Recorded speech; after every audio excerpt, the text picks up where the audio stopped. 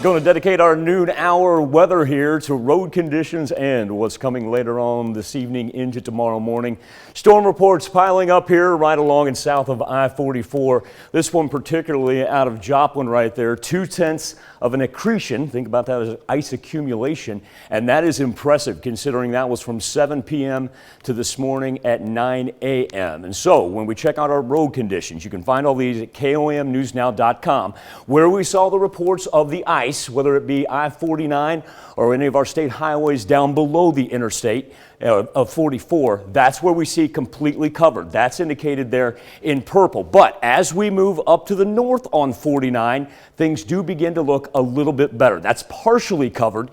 So let's not go speeding along by any means, but at least that's a step in the right direction. Let's go ahead and concentrate on 44 and dip into northeast Oklahoma, where we see areas around Miami are considered moderate, and then as you move toward Oklahoma City, they become severe. And as far as Kansas goes, we're still going mostly covered there on Highway 69, 400, and 160. And once again, all you have to do is go to KOMNewsNow.com, scroll down, we've got our complete list of closings that of course are also on the bottom of your screen, and click right there and that'll take you to each of our individual states' Department of Transportation road conditions. So here we are. We're still sitting with the freezing drizzle indicated in purple, freezing rain in pink, a little bit of it flipping back over into snow. It's been relatively quiet since about sunrise when we work up to the north and to the southern portions of the 4 states, but our winter weather advisories have expanded, not only to the north and southwest Missouri, but also pushing off through northeast Oklahoma.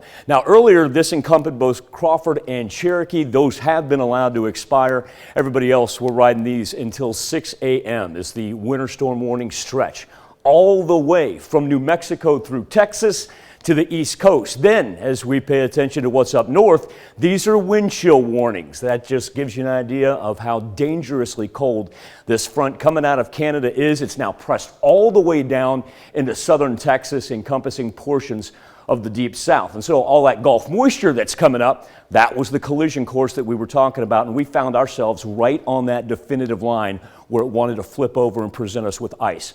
While we're talking about the dangerous cold, temperatures ranging from 16 in Fort Scott, 22 in Aurora, and 20 in Miami, nowhere close to anywhere of a melt, and wind chills still single digit abound once you get to the central portion and work your way up to the north. What's the difference when we're talking about this cold, whether it be 11 in Neosho or 8 in Chitopa at this point? Going to be stuck in the 20s all day long. We are going to get a little bit of a late afternoon, evening break as far as the freezing rain goes. Now, we turn our attention to the central and northern portions of the 4 states, and we can revamp with additional snowfall for tonight.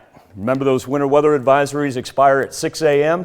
There's a reason why they run all the way into tomorrow, because even throughout Thursday morning, we're going to see flurries down along Joplin and then a little bit heavier snow as you move up to the north. Now, finally, when Thursday rolls around, we do get a break. Thursday afternoon into Friday, we'll finally stay on the dry side. But now I want to fast forward and give you an idea of the national perspective, because coming up Sunday into Monday, it looks like we're going to go round 2. We got a system that's going to dig through Texas and Oklahoma and then make a little northeasterly turn and try to get on us early Monday morning. So it feels like almost a 2-day reprieve on late Thursday into Friday, but then we're going to be right back at it.